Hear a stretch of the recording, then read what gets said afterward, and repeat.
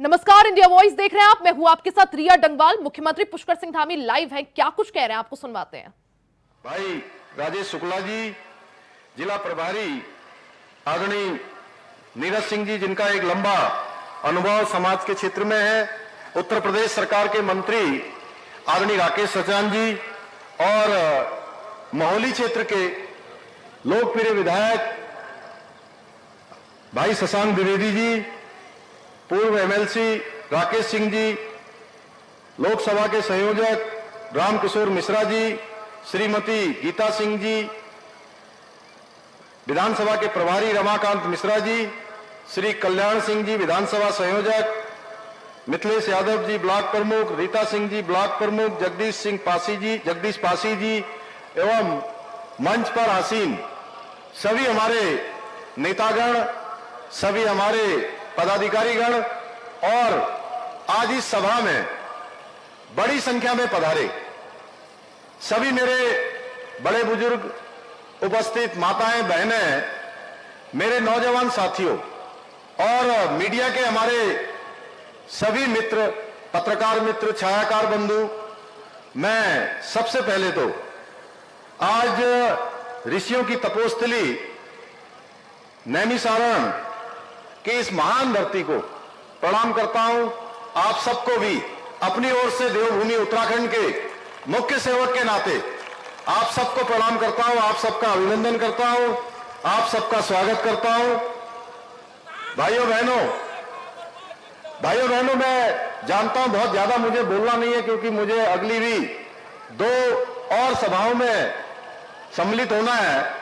इस नाते बहुत ज्यादा मैं नहीं कहूंगा, लेकिन मैं एक बात के लिए आपका दिल से आभारी हूं कि आप लोग लगभग 3 घंटे से भी ज्यादा समय से यहां पर बिल्कुल अंगद के पैर की तरह आप लोगों ने पैर जमा रखा है। मैं आपके धैर्य के, आपके इस कठिन संघर्ष की मैं कहूंगा, इतनी धूप में जो आप लोग रुके हुए हैं, ये इस बात का परिचायक है कि आप सब लोगों ने संकल्प ले रखा है कि मोदी जी को देश का तीसरी बार प्रधानमंत्री बनाना है, रेखा जी को यहां से सांसद चुनना है। भाइयों बहनों, मैं थोड़ा विलंब से आया, वैसे मेरी आदत है, रेखा जी जानती है, हमारी प्रभारी हैं, मैं हमेशा समय पर पहुंचता हूं। थोड़ा सा आज अक्षय तृतीया का दिन है, भगवान परशुराम जी की जयंती है और आज एक बड़ा शुभ दिन है। उत्तराखंड में आज से 4 धाम यात्रा शुरू हो रही है और प्रातःकाल 4 बजे से मैं आज भगवान केदारनाथ जी के कपाट खुलने के समय पर वहां उपस्थित हुआ और उपस्थित होने के बाद मेरा पहले से ही कार्यक्रम था और बहुत दिनों से मैं सोच रहा था कि आप सब लोगों से आकर यहां मिलूं। मेरे बहुत सारे मित्र हैं, अभी प्रेम प्रकाश अग्निहोत्री पंचम जी वहां से नारा लगा रहे थे, अभी रेखा जी कह रही थी पंचम जी वहां खड़े हैं, शुक्ला जी भी बता रहे थे, लेकिन ऐसे अनेक मित्रों से मेरा बहुत बचपन का साथ है। और मैं सच बताऊं तो केवल आप लोग ही नहीं सोचते कि मैं आप लोगों के बीच में आऊं, मैं भी सोचता हूं। उधर से वो नीरज गुप्ता जी मैकलगंज वाले भी जो है हाथ हिला रहे हैं। इधर का हर एक स्थान मैं सच बताऊं तो मेरे हृदय में बसता है और यहां जहां बचपन की अपनी स्मृतियां होती हैं, बचपन के साथी होती है, हर कोई चाहता है उनके बीच में आना और मैं भी हमेशा प्रतीक्षा करता हूं। मैं रेखा जी का धन्यवाद करता हूं कि इनका चुनाव आ गया और इनके लिए समर्थन के बहाने ही मुझे आप सबसे मिलने का अवसर प्रदान हो गया। तो मैं आज बता रहा था कि प्रातःकाल जहां केदारनाथ जी के कपाट खुले हैं और केदारनाथ जी के कपाट खुलने का आज बड़ा शुभ दिन, अक्षय तृतीया, भगवान परशुराम जी की जयंती, और बीच में आज एक कार्यक्रम और हमारी पार्टी ने बीच में रख दिया। मुझे गाजीपुर के लोकसभा के आज नामांकन में भी सम्मिलित होना था, उस कारण से मैं विलंब से यहां आप सबके बीच में पहुंचा। अन्यथा मैंने अगर 1 बजे का समय दिया था तो मैं 1 बजे नहीं तो 1:15 पर अवश्य जिलाध्यक्ष जी आप सबके बीच में आ जाता, उपस्थित हो जाता। इसलिए मैं क्षमा प्रार्थी हूं आप लोगों से कि थोड़ा सा विलंब हुआ, आप लोगों को इंतजार करना पड़ा, लेकिन मैं जानता हूं कि आप सब लोग एक संकल्प लेकर आगे बढ़ रहे हैं। भाइयों बहनों, बहुत सारे काम इस क्षेत्र में रेखा जी ने बढ़ाए हैं पिछले 10 सालों में, मैंने उनको देखा है। देखिए, मैं इसलिए कह रहा हूं कि एक प्रभारी और मुख्यमंत्री का बहुत नजदीक का संबंध होता है, एक दूसरे के कार्यक्रमों को भी हम लोग देखते हैं। बहुत बार जब मैं इनको कहता था कि आपको कल सवेरे देहरादून आना है, तो आप देहरादून कैसे पहुंचेंगी, तो मुझे कहती थी कि आज शाम तक मैं क्षेत्र में हूं और क्षेत्र का काम करके मैं आपके कार्यक्रम में आ जाऊंगी, या देहरादून पहुंच जाती थी शाम सवेरे होते होते। तो आप धौरहरा में मुख्यमंत्री पुष्कर सिंह धामी को चुनावी जनसभा संबोधित करते हुए सुन रहे थे। इसी के साथ खबरों में आगे बढ़ते हैं। सबसे पहले आपको बड़ी खबर बता दें, दिल्ली के मुख्यमंत्री अरविंद केजरीवाल को सुप्रीम कोर्ट ने शुक्रवार को 1 जून तक के लिए अंतरिम जमानत दे दी है। उन्हें 2 जून को हर हाल में सरेंडर करने को कहा गया है। केजरीवाल दिल्ली शराब नीति मामले में 40 दिन यानी 1 अप्रैल से तिहाड़ जेल में बंद है। अदालत ने दोपहर 2 बजे एक लाइन में फैसला सुनाया। शुक्रवार की शाम उनके लिए शुभ बना दिया। इसी दौरान शाम तक वो जेल से बाहर आ सकते हैं। हालांकि उनके वकील ने 4 जून तक की रिहाई का अनुरोध किया था, जिसे सुप्रीम कोर्ट ने खारिज कर दिया। कोर्ट ने कहा कि चुनावी प्रक्रिया 1 जून को खत्म हो जाएगी।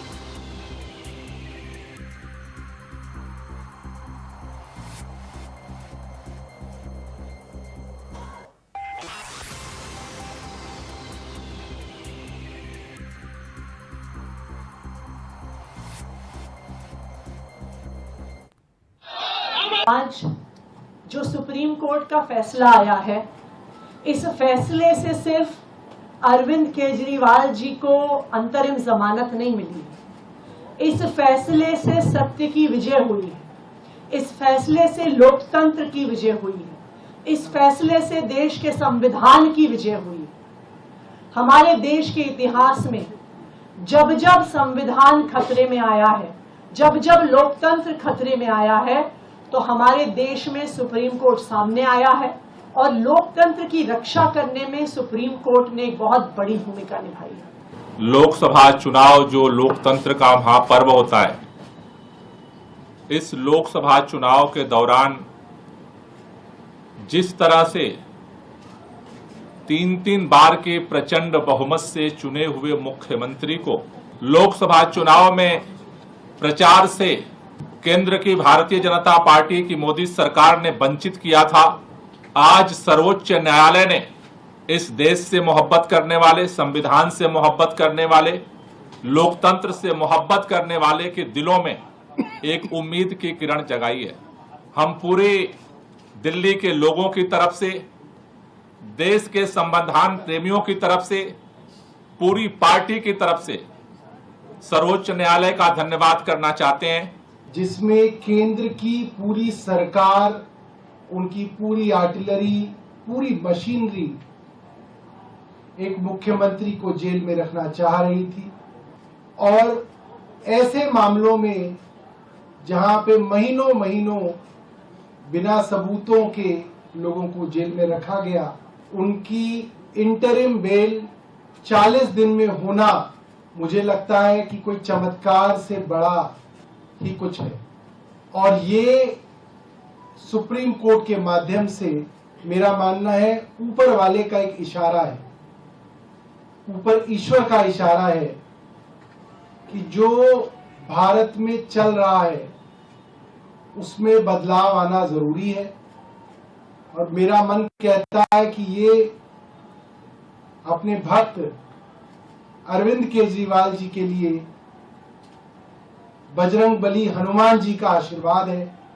We are extremely grateful to the Supreme Court for upholding the democracy in the country today.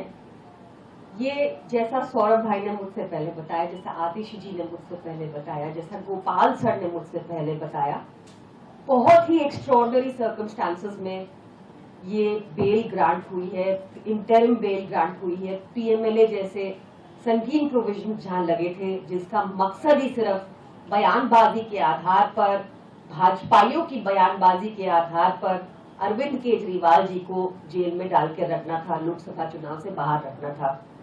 Like Atish ji said before me, ये लास्ट मौका है to save democracy and we call upon the citizens, we call upon the media, we call upon all of you to ensure कि हम भी इस बार democracy को upheld करें और लगातार देश में, इंडिया में डेमोक्रेसी बनी रहे, इसका पूरा प्रयास करें।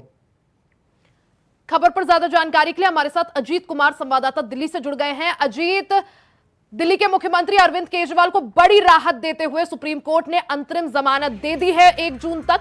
सबसे पहले आपसे जानना चाहेंगे किन शर्तों पर यह जमानत दी गई और क्या आज ही अरविंद केजरीवाल रिहा हो जाएंगे?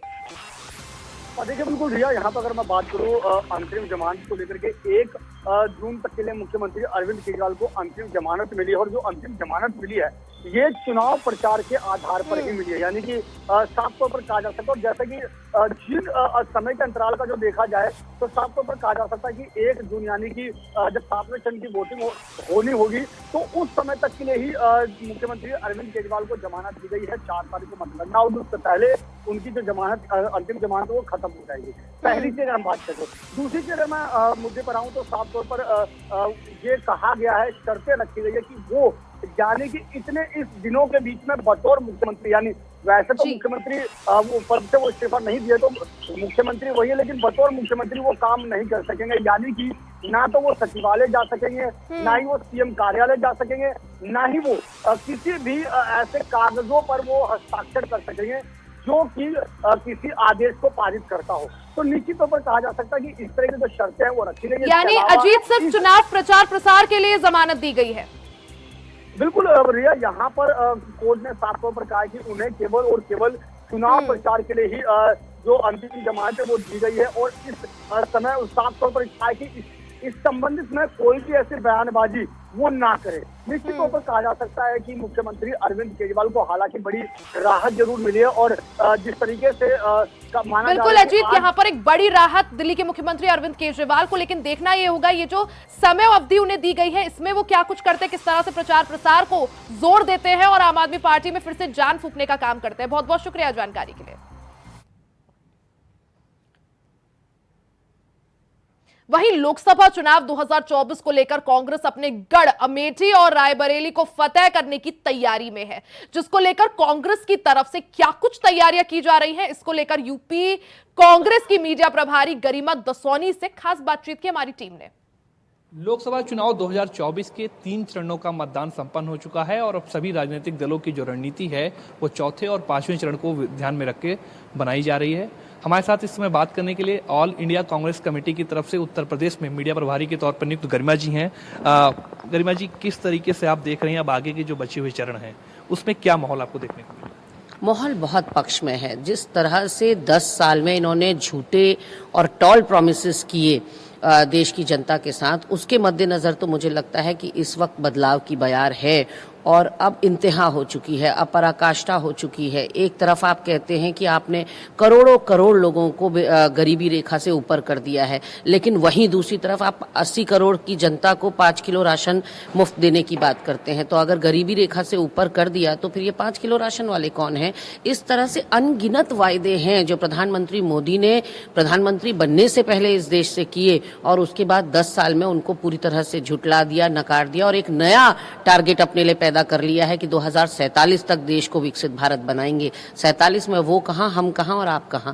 तो ऐसे में जो रिजल्ट है किसी भी सत्तारूढ़ दल को वो तुरंत देना होता है। 5 साल का रिपोर्ट कार्ड लेकर आपको जनता के बीच में जाना होता है, पर आप इनके मंचों से इनके भाषण सुनिए, कहीं मैनिफेस्टो का जिक्र नहीं, अपने मैनिफेस्टो के एक बिंदु पर बात नहीं करेंगे। कांग्रेस के मैनिफेस्टो पर तमाम तरह के मनगढ़ंत आरोप जड़ने का काम कर रहे हैं।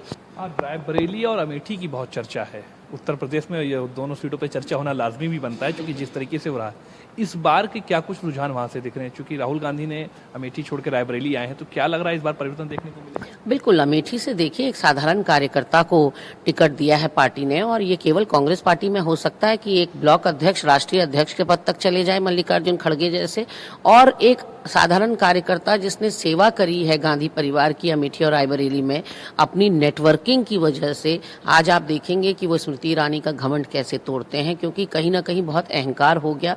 महिला आज अपने जो भाजपा के उम्मीदवार है अपने वजूद को तलाश रही, क्योंकि उनका वजूद सिर्फ इतना था कि वो राहुल गांधी के खिलाफ चुनाव लड़ती थी। राहुल गांधी जी ने तुरुप का इक्का खेला और उनके वजूद को वहीं धराशायी कर दिया जब वो रायबरेली से चुनाव लड़ने चले गए। और यहाँ किशोरी लाल जी का जिस तरह का प्रेम उस क्षेत्र की जनता का उनके प्रति है, मुझे लगता है कि घमंड चूर चूर होगा।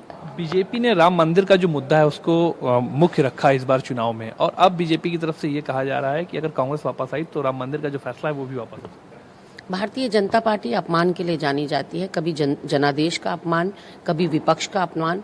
और जब वो कहते हैं कि अगली बार विपक्ष दर्शक दीर्घा में बैठा हुआ मिलेगा तो वो लोकतंत्र का अपमान करते हैं।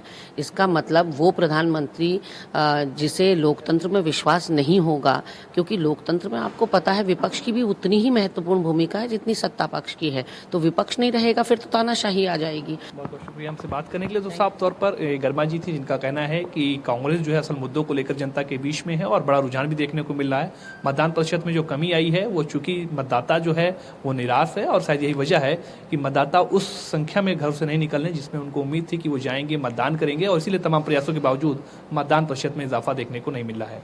कैमरामैन राहुल के साथ प्रियम पाठक, इंडिया वॉइस, लखनऊ।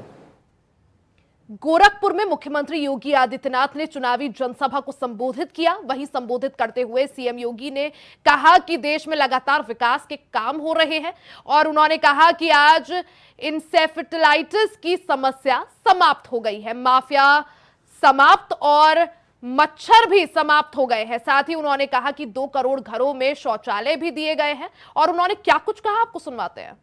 लाख रुपए प्रतिवर्ष आयुष्मान भारत की सुविधा मिल रही, क्या किसी का चेहरा देख करके?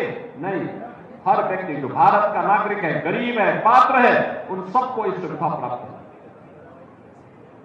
50 करोड़ लोगों के जनधन अकाउंट खुल गए। अगर हमें लखनऊ से किसी गरीब को पैसा भेजना हो, दिल्ली से कोई पैसा मोदी जी को भेजना हो, तो बीच का मध्यस्थ समाप्त, ये पैसा सीधे लाभार्थी के खाते में जाता है। 12 करोड़ किसानों को किसान सम्मान निधि का लाभ मिल रहा है। पहले किसान आत्महत्या करता था, आज किसान सम्मान निधि है। 12 करोड़ घरों में एक टॉयलेट बन गया, एक शौचालय का निर्माण हो गया। 10 करोड़ घरों में उज्ज्वला योजना का कनेक्शन आ गया। 4 करोड़ लोगों के मकान बन गए। पहले मकान ये कह करके मिलते थे, किसी जिले में 2 मकान आते थे, और आज अकेले 1 लाख से ज्यादा मकान अकेले गोरखपुर में आए हैं। अब 1-2 मकान में और 1 लाख में कोई अंतर ही नहीं है क्या?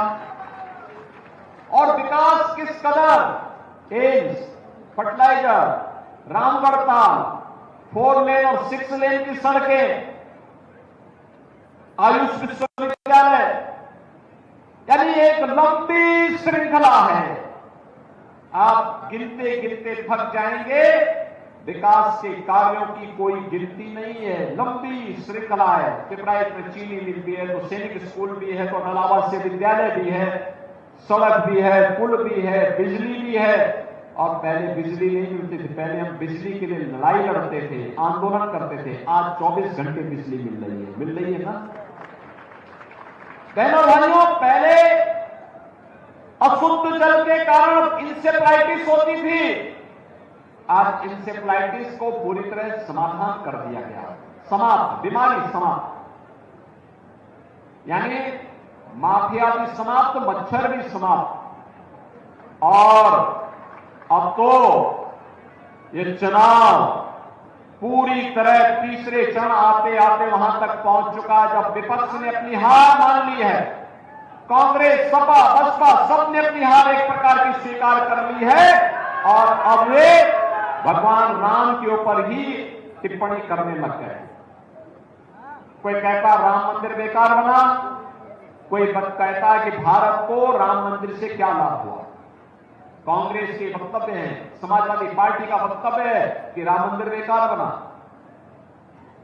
अरे आतंकवादियों की पैरवी करने वालों, तुम्हें तो राम मंदिर बुरा ही लगेगा, क्योंकि जब तुम्हारी सरकार थी तब तुम लोगों ने राम मंदिर पर, राम जन्मभूमि पर आतंकी हमला करने वाले आतंकवादियों के खिलाफ अगर वही कार्रवाई किए होते जो कार्रवाई आज देश के अंदर हो रही है और जो कार्रवाई माफिया के खिलाफ यूपी में होती है, तो फिर संकट मोचन मंदिर और कचहरियों पर भी आतंकी हमले हो सकता न होते। आतंकवाद के सामने लचर और घुटना टेकने की रणनीति, उसका दुष्परिणाम हजारों लोगों को अपनी जान देकर के करनी पड़ी। बहनों और भाइयों, आज ये नया भारत है।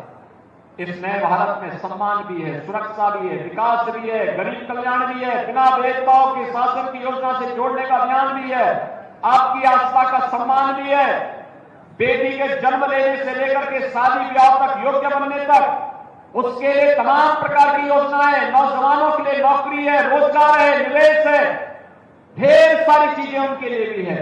अन्नदाता किसान के लिए भी ढेर सारी योजनाएं हैं। आज विकास के लिए लोगों को जाना नहीं पड़ता, हर घर नल की योजना भी उनके आ रही है और बिजली भी हर घर तक पहुंच गई है। रसोई गैस का कनेक्शन भी हर घर तक पहुंच चुका है। सब कुछ अच्छा है, लेकिन अच्छे का श्रेय मोदी जी को तो जाता ही है, लेकिन उससे ज्यादा श्रेय आपको जाता है, क्योंकि मोदी जी को 2014 में एक वोट देकर के आपने चुन करके भेजा। इसी के साथ इस बुलेटिन में फिलहाल के लिए सिर्फ इतना ही। खबरों का सिलसिला जारी रहेगा, बने रहे हमारे साथ।